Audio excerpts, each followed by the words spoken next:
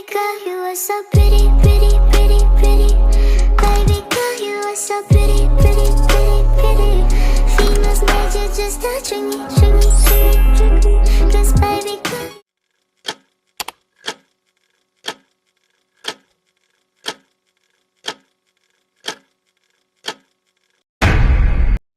Assalamualaikum warahmatullahi wabarakatuh. Perkenalkan, nama saya Naila Dani Putri Fauza dari kelompok 3 ingin menjelaskan materi tentang pengangguran, inflasi, dan kebijakan pemerintah. Materi ini membahas dua masalah utama dalam perekonomian serta peran pemerintah dalam mengatasinya. Pengangguran dan inflasi merupakan masalah ekonomi yang hampir selalu dihadapi oleh setiap negara di dunia. Kedua masalah ini tidak hanya berdampak pada kondisi ekonomi, tetapi juga berdampak terhadap kehidupan sosial dan stabilitas politik masyarakat. Karena mekanisme pasar tidak selalu mampu menyelesaikan masalah ini, maka pemerintah harus turut andil dalam menjalankan berbagai kebijakan-kebijakan ekonomi. Materi pertama yang akan saya bahas yaitu pengangguran. Pengangguran sendiri artinya adalah keadaan seseorang yang tidak bekerja, tetapi sedang mencari pekerjaan atau bersedia untuk bekerja. Jadi untuk memahami pengangguran ini sendiri, kita dapat mengelompokkannya berdasarkan penyebab atau ciri-cirinya. Yang pertama berdasarkan penyebabnya itu terbagi atas 4. Yang pertama, pengangguran normal atau fiksional.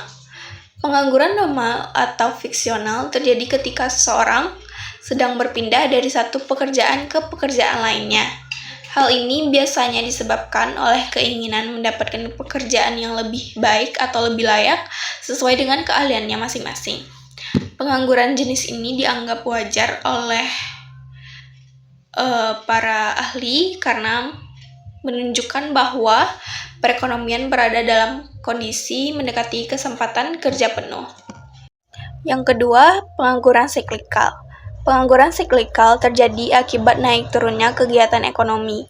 Ketika permintaan agregat menurun, perusahaan akan mengurangi produksi sehingga tenaga kerja dikurangi atau bahkan diberhentikan, atau biasa disebut dengan PHK. Pengangguran ini biasanya muncul saat terjadi krisis ekonomi atau resesi. Yang ketiga yaitu pengangguran struktural. Pengangguran struktural disebabkan oleh perubahan struktur ekonomi. Misalnya karena kemajuan teknologi, munculnya produk baru, atau ketidakmampuan suatu industri bersaing dengan produk luar negeri. Akibatnya, beberapa industri mengalami kemunduran dan tenaga kerja kehilangan pekerjaannya. Yang keempat yaitu pengangguran teknologi. Pengangguran teknologi terjadi karena penggunaan mesin dan teknologi modern yang menggantikan tenaga manusia. Contohnya yaitu penggunaan mesin pertanian, robot di pabrik, dan bahan kimia pengganti tenaga kerja. Walaupun meningkatkan efisiensi kerja, hal ini dapat mengurangi kebutuhan tenaga kerja. Jenis yang kedua yaitu berdasarkan cirinya juga terbagi atas 4 macam. Yang pertama, pengangguran terbuka. Pengangguran terbuka terjadi ketika jumlah pencari kerja lebih besar dibandingkan lapangan kerja yang disediakan atau tersedia. Akibatnya, seorang tidak bekerja sama sekali dalam jangka waktu tertentu. Yang kedua yaitu pengangguran tersembunyi. Pengangguran tersembunyi terjadi saat jumlah tenaga kerja yang digunakan melebihi kebutuhan sebenarnya. Jenis pengangguran ini banyak ditemukan di sektor pertanian dan jasa, terutama di negara-negara berkembang. Contohnya Indonesia. Yang ketiga yaitu pengangguran bermusim. Pengangguran bermusim terjadi akibat perubahan musim, contohnya dialami oleh petani dan nelayan yang tidak dapat bekerja pada musim-musim tertentu. Yang keempat yaitu setengah menganggur. Setengah menganggur adalah kegiatan seorang yang bekerja tetapi tidak penuh waktu atau tidak sesuai dengan keahliannya. Masalah ini sering terjadi akibat urbanisasi dan keterbatasan lapangan kerja di perkotaan. Selanjutnya yaitu tujuan kebijakan pemerintah dalam mengatasi pengangguran dapat dibedakan menjadi 2, yaitu tujuan ekonomi dan tujuan sosial dan politik. Yang pertama yaitu tujuan yang bersifat ekonomi. Pemerintah berupaya menyediakan lowongan pekerjaan baru secara terus-menerus, baik dalam jangka waktu pendek maupun jangka waktu panjang. Hal ini penting karena pertumbuhan jumlah penduduk akan meningkatkan jumlah tenaga kerja setiap tahunnya. Tanpa penciptaan lapangan kerja yang cukup, pengangguran akan semakin meningkat, terutama saat pertumbuhan ekonomi melambat. Selain itu, peningkatan kesepakatan kerja akan menaikkan produksi nasional dan pendapatan nasional. Dampaknya, pendapatan per kapita masyarakat meningkat sehingga taraf kemakmuran masyarakat juga membaik. Pemerintah juga bertujuan memperbaiki pemerataan pendapatan. Tingginya pengangguran menyebabkan sebagian kelompok masyarakat tidak memiliki penghasilan, sementara kelompok masyarakat lainnya tetap memperoleh pendapatan tinggi. Dengan meningkatnya kesempatan kerja, ketimpangan pendapatan dapat dikurangi. Yang kedua yaitu tujuan yang bersifat sosial dan politik. Pengangguran dapat menurunkan kesejahteraan keluarga, memicu masalah psikologis, menghambat pendidikan anak, dan menimbulkan konflik dalam rumah tangga. Selain itu, pengangguran sering berkaitan dengan meningkatnya angka kriminalitas karena kebutuhan hidup tetap harus dipenuhi. Dari sisi politik, pengangguran dapat menimbulkan ketidakpuasan masyarakat terhadap pemerintah. Hal ini berpotensi memicu demonstrasi dan ketidakstabilan politik, yang pada akhirnya menghambat investasi dan pertumbuhan ekonomi. Oleh karena itu, pengurangan pengangguran sangat penting untuk menjaga stabilitas politik. Materi selanjutnya yaitu masalah inflasi. Selain pengangguran, inflasi juga menjadi perhatian utama pemerintah. Inflasi sendiri adalah kenaikan harga barang dan jasa secara umum dan terus-menerus. Tujuan pemerintah bukan mencapai inflasi 0%, tetapi menjaga agar inflasi tetap rendah dan stabil. Berikutnya yaitu jenis-jenis inflasi. Yang pertama yaitu inflasi tarikan permintaan. Inflasi ini terjadi ketika permintaan agregat meningkat lebih cepat dibandingkan kemampuan memproduksi ekonomi. Biasanya terjadi saat ekonomi tumbuh pesat, masa perang, atau ketika pemerintah membelanjakan anggaran secara berlebihan. Yang kedua yaitu inflasi desakan biaya. Inflasi ini terjadi akibat kenaikan biaya produksi, terutama kenaikan upah dan gaji ketika tingkat pengangguran sangat rendah. Kenaikan biaya produksi mendorong produsen menaikkan harga barang sehingga inflasi terus meningkat. Yang ketiga yaitu inflasi diimpor. Inflasi ini berasal dari kenaikan harga barang impor penting seperti minyak. Kenaikan harga impor meningkatkan biaya produksi dan menyebabkan inflasi, bahkan dapat menimbulkan stagflasi, yaitu inflasi yang terjadi bersamaan dengan tingginya pengangguran. Selanjutnya yaitu inflasi merayap dan hiperinflasi. Inflasi merayap yaitu inflasi dengan kenaikan harga yang lambat sekitar 2-3% per tahun, dan umumnya masih dapat dikendalikan. Sebaliknya, hyperinflasi yaitu kenaikan harga yang sangat cepat dan ekstrim, seperti yang pernah dialami Indonesia pada tahun 1960-an. Sebagian ahli ekonomi berpendapat, inflasi ringan dapat mendorong investasi, namun jika tidak terkendali, inflasi dapat berubah menjadi hyperinflasi dan merusak perekonomian. Selanjutnya, yaitu efek buruk inflasi. Inflasi yang tinggi berdampak negatif terhadap pertumbuhan ekonomi karena menghambat investasi produktif dan mendorong spekulasi. Inflasi juga memperburuk perdagangan internasional dengan menurunkan daya saing ekspor dan meningkatkan impor. Bagi masyarakat, inflasi menurunkan pendapatan real kelompok berpenghasilan tetap, mengurangi nilai tabungan, dan memperburuk ketimpangan pendapatan. Baiklah, sebelumnya izinkan saya untuk perkenalkan diri. Perkenalkan, nama saya Nabila Thalita Rahmat dengan NIM 25010730003. Di video ini saya akan menjelaskan tentang masalah pengangguran dan kebijakan fiskal. Selanjutnya, Masalah pengangguran dan kebijakan fiskal. Dalam menerangkan peranan kebijakan fiskal dalam menghadapi masalah pengangguran, analisis yang akan dibuat dibedakan dalam dua bentuk pendekatan, yaitu yang menggunakan pendekatan berupa grafik A, grafik Y sama dengan AE, dan grafik AE, AS. Seperti yang telah diterangkan pada bab 5 sebelumnya, kebijakan fiskal dapat dilakukan dalam melakukan 3 tindakan. Yang pertama, mengubah pengeluaran pemerintah saja, yang kedua, mengubah pajak saja, dan yang ketiga, secara serentak mengubah pengeluaran pemerintah dan pajak. Yang pertama, efek kebijakan fiskal melalui pendekatan Y sama dengan AE, yang dimana pada gambar 10.4 terdapat pada grafik A itu menunjukkan efek kebijakan fiskal yang dimana apabila pengangguran berlaku dalam perekonomian dan pertambahan pengeluaran pemerintah sebesar delta G dilakukan untuk mengatasi masalah tersebut. Sementara pada gambar B menunjukkan efek kebijakan fiskal apabila perubahan itu dilakukan melalui penurunan pajak di mana delta T sama dengan delta G. Dalam grafik A dimisalkan keseimbangan asal dicapai di titik E1, dan dalam keseimbangan ini menunjukkan pendapatan nasional adalah Y1. Dan untuk mengatasinya, pemerintah menambah pengeluarannya sebanyak delta G. Dan pertambahan pengeluaran ini memindahkan pengeluaran agregat dari AE1 ke AE2. Perubahan tersebut berarti keseimbangan bergeser ke E2 dan pendapatan nasional meningkat dari Y1 ke Y2. Dengan perubahan ini akan menambah kesempatan kerja dan dapat mengurangi pengangguran. Dalam grafik B yang menunjukkan efek pengeluaran pajak ke atas keseimbangan pendapatan nasional, yang menunjukkan keseimbangan itu berawal dari titik E1. Pengurangan pajak sebesar delta T akan menambah pendapatan disposibel rumah tangga sebesar delta YD sama dengan delta T.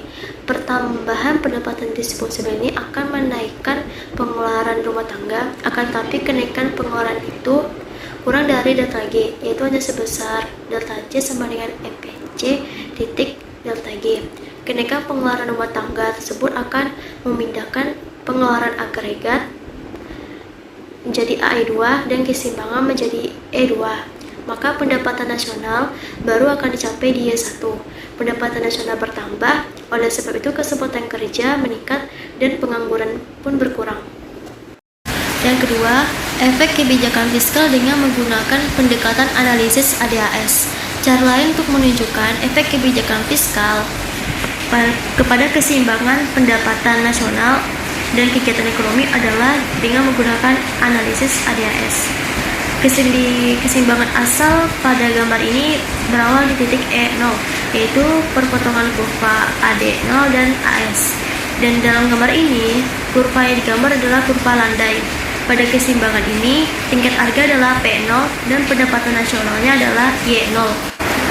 Apabila pengeluaran pemerintah bertambah sebanyak delta G, maka kurva AD0 akan bergeser ke AD1. Kurva AD1 memotong kurva AS titik E1, dan ini berarti kebijakan fiskal akan menambah pengeluaran pemerintah sebesar delta G, yang akan menyebabkan keseimbangan pendapatan nasional bergeser ke titik E1. Keseimbangan ini akan menunjukkan tingkat harga meningkat dari P0 ke P1, dan pendapatan nasional akan bertambah atau meningkat dari Y0 ke Y1. Selanjutnya, saya akan menjelaskan tentang kebijakan moneter dan masalah pengangguran. Dalam menerangkan efek kebijakan moneter dalam mempengaruhi kegiatan ekonomi juga dapat dilakukan dalam dua pendekatan, yaitu dengan menggunakan pendekatan Y sama dengan AE dan kedua dengan menggunakan analisis ADAS. Sebelumnya, apa sih kebijakan moneter itu? Kebijakan moneter adalah sebuah kebijakan yang dikeluarkan oleh bank sentral dalam bentuk pengaturan persediaan uang untuk mencapai tujuan tertentu. Yang pertama, efek kebijakan moneter dalam menggunakan analisis Y sama dengan AE. Untuk mengatasi pengangguran dan menggalakkan kegiatan ekonomi, bank sentral menambah penawaran uang. Langkah ini menurunkan suku bunga dan menggalakkan para pengusaha untuk menambah investasinya, yaitu sebesar delta I. Penambahan investasi tersebut memindahkan pengeluaran agregat dari AE0 menjadi AE1 dan memindahkan keseimbangan dari E0 ke E1. Dengan demikian, pendapatan nasional meningkat menjadi Y1. Peningkatan ini menambah kesempatan kerja dan mengurangi pengangguran. Perubahan kegiatan ini berlaku pada harga yang tidak mengalami perubahan, yaitu kita asumsikan tingkat harga yang berlaku adalah P0. Selanjutnya yang kedua, efek kebijakan moneter dalam menggunakan analisis ADAS. Pada gambar 10.6, penawaran agregat yang digambarkan dalam perekonomian itu digambarkan dari kurva AS dalam bentuk landai. Pada gambar ini, permintaan agregat adalah AD0 dan titik A menggambarkan mula-mula keseimbangan yang dicapai, dan keseimbangan ini adalah sama dengan E0 pada grafik A, yang menggambarkan pendapatan nasional real adalah Y0 dan tingkat harga P0. Seperti yang telah dinyatakan, pada keseimbangan ini terdapat banyak pengangguran dalam perekonomian. Dengan demikian, dengan menjalankan kebijakan moneter, diharapkan suku bunga akan menjadi semakin rendah dan investasi meningkat. Namun, pada grafik B, perpindahan tersebut digambarkan dalam bentuk AD0 ke AD1 dan jarak AB sama dengan Y0 sama dengan Y1. Permintaan agregat AD1 memotong penawaran agregat AS ke titik C. Dengan demikian, sebagai akibat dari kebijakan moneter, keseimbangan ADAS berubah dari titik A ke titik C. Perubahan ini menggambarkan beberapa perubahan berikut. Yang pertama, efek dijalankannya kebijakan moneter, pendapatan nasional real meningkat dari Y0 ke Y2 dan peningkatan harga meningkat dari P0 ke P1. Baiklah, materi selanjutnya akan dijelaskan oleh teman kita yang bernama Salwa. Kepada Salwa, dipersilakan. Oke, kita akan lanjut ke materi berikutnya, yaitu masalah inflasi dan kebijakan pemerintah. Sebelum membahas lebih lanjut, kita perlu mengetahui dua bentuk inflasi, yaitu inflasi merayap dan inflasi yang lebih serius, terutama apabila tingkatnya melebihi 5%. Nah, yang dimaksud kebijakan pemerintahan di sini adalah bagaimana kebijakan pemerintah dalam mengatasi inflasi yang lebih serius. Untuk mewujudkan inflasi 0% atau zero inflation secara terus-menerus dalam perekonomian berkembang sangat sukar dan sulit untuk dicapai. Oleh sebab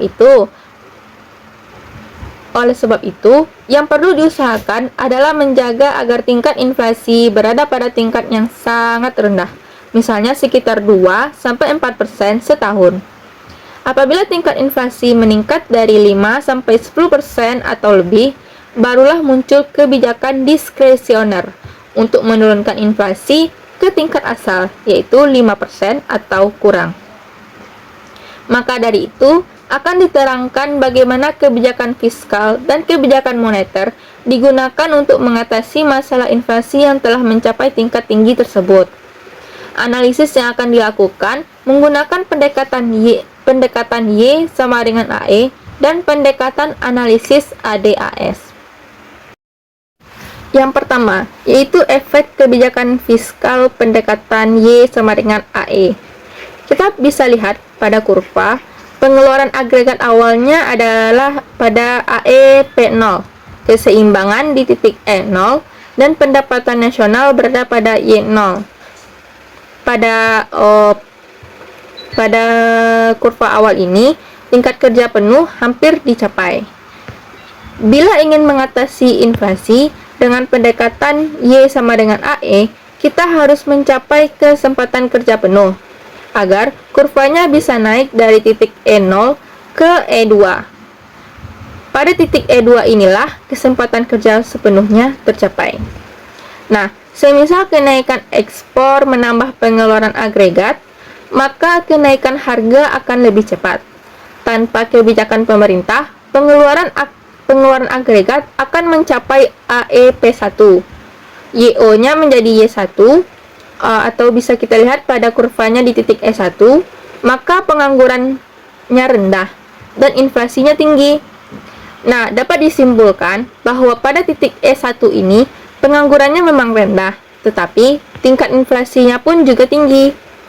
Jadi, jika ingin mengatasi masalah inflasi dengan pendekatan Y sama dengan AE, yang aman itu ada pada titik E2, yaitu kesempatan kerja sepenuhnya tercapai dan tidak berlebihan.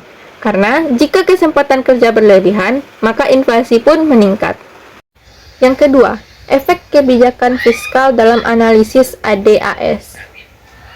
Bisa kita lihat pada kurva di samping, yaitu keseimbangan awal berada pada titik C.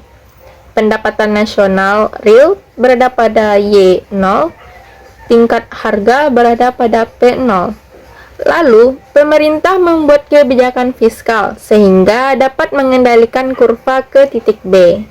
Nah, dengan kebijakan ini, kurva akan terkendali dan menunjukkan kesempatan kerja penuh dan dapat mengendalikan inflasi. Tetapi, tanpa kebijakan pemerintah, pengeluaran agregat akan meningkat dari AD0 ke AD1 atau pada titik A. Harga akan meningkat dari P0 ke P1, akibatnya pendapatan nasional real akan naik ke Y1. Maka, tingkat inflasi tinggi pada titik A. Memang penganggurannya rendah, tetapi tingkat inflasinya tinggi. Nah, kita dapat menganalisis dari kebijakan fiskal ini bahwa kebijakan yang dapat dilakukan pemerintah adalah dengan mengatur pengeluaran pemerintah itu sendiri, yang biasa kita kenal dalam bentuk pajak. Mengendalikan kurva ke titik B yang menunjukkan kesempatan kerja penuh dan dapat mengendalikan inflasi. Setelah kita membahas kebijakan fiskal, sekarang kita akan membahas kebijakan moneter untuk mengatasi masalah inflasi. Apabila usaha untuk mengurangi inflasi dilakukan dengan menjalankan kebijakan moneter, yang dilakukan pemerintah adalah menurunkan penawaran uang. Nah, menurunkan penawaran uang ini akan membawa perubahan, yaitu akan menaikkan suku bunga. Salah satu contoh perubahannya yaitu orang akan berkurang atau mengurangi kegiatan investasi dalam keinginan untuk membeli rumah baru karena angsurannya yang lebih mahal. Karena jika penawaran uang diturunkan, otomatis suku bunga naik dan orang tidak mau berinvestasi karena takut rugi. Fiskal atau moneter. Pasti akan muncul pertanyaan ini jika kita membahas kebijakan fiskal dan kebijakan moneter. Sebenarnya, untuk mengatasi masalah inflasi, dua kebijakan ini bisa dilakukan secara bersamaan. Yang berbeda hanya berada pada pelaksanaan kebijakannya saja. Jika kebijakan moneter dijalankan oleh bank sentral dengan mengurangi penawaran dan menaikkan suku bunga, maka kebijakan fiskal dijalankan oleh Kementerian Keuangan dengan mengurangi pengeluaran dan menaikkan pajak individu dan perusahaan. Materi selanjutnya yaitu kebijakan segi penawaran. Kebijakan segi penawaran adalah langkah-langkah pemerintah yang bertujuan untuk mempengaruhi penawaran agregat. Nah, berikut kita akan membahas kebijakan segi penawaran ini untuk mengatasi stagflasi, inflasi, dan pengangguran. Stagflasi dan kebijakan segi penawaran. Nah, pada grafik ini menjelaskan wujud stagflasi dan bagaimana kebijakan segi penawaran mengatasinya. Pertama, kita bisa lihat permintaan dan penawaran agregat awalnya berada pada AD0 dan AS0 dengan keseimbangan awal di titik E0. Nah, misalkan timbul salah satu masalah yang menyebabkan stagflasi, seperti kenaikan upah tenaga kerja, merosotnya nilai mata uang, atau kenaikan harga barang impor. Efek salah satunya akan mengakibatkan kurva penawaran agregat bergeser ke kiri, yaitu dari AS0 ke AS1, keseimbangan berubah dari E0 ke E1, menyebabkan pendapatan nasional juga menurun dari Y0 ke Y1. Harga pun meningkat dari P0 ke P1. Dengan kata lain, stagflasi pun berlaku. Untuk mengatasi masalah tersebut, pemerintah menjalankan kebijakan segi penawaran yaitu melakukan langkah-langkah yang menurunkan biaya produksi perusahaan, seperti mengurangi pajak atas bahan mentah atau menetapkan harga bahan mentah. Nah, langkah ini akan memindahkan kurva AS ke kanan, yaitu pada kurva kita bisa lihat pada AS1 ke AS2. Selanjutnya yaitu materi, inflasi, dan kebijakan segi penawaran. Nah, di kurva kita bisa lihat keseimbangan awal berada pada titik E0. Nah, pada keseimbangan ini tingkat harga berada pada P0 dan pendapatan nasional real berada pada Y0. Nah, perkembangan ekonomi yang pesat memindahkan kurva AD0 ke AD1 dan titik E0 ke E1 yang menggambarkan inflasi berlaku. Walaupun pertumbuhan ekonomi berlaku, namun keadaan inflasi ini menimbulkan efek buruk pada kemakmuran masyarakat. Maka, pemerintah menjalankan kebijakan segi penawaran yang dapat menurunkan biaya pengeluaran perusahaan. Jika langkah ini berhasil, penawaran agregat atau AS akan bergerak ke kanan. Nah, keseimbangan baru inilah yang menggambarkan bahwa perekonomian semakin berkembang, sehingga kesempatan kerja penuh tercapai dan inflasi dapat menurun.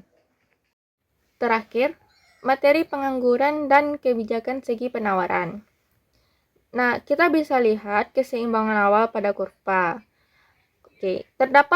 Selanjutnya itu terdapat pengangguran serius karena pendapatan nasional realnya jauh di bawah YF. Efeknya, kurva S akan bergerak dari AS0 ke AS1. Pada masa yang sama, juga akan menaikkan kesempatan kerja dan pendapatan. Perubahan ini memindahkan kurva AD0 ke AD1. Keseimbangan baru berada pada titik E1. Analisis ini dapat disimpulkan bahwa kebijakan segi penawaran sangat efektif untuk mengatasi pengangguran, karena di samping memindahkan kurva AS, juga memindahkan kurva AD, dan pada masa yang sama, tingkat harga distabilkan, pertumbuhan ekonomi pun juga lebih pesat.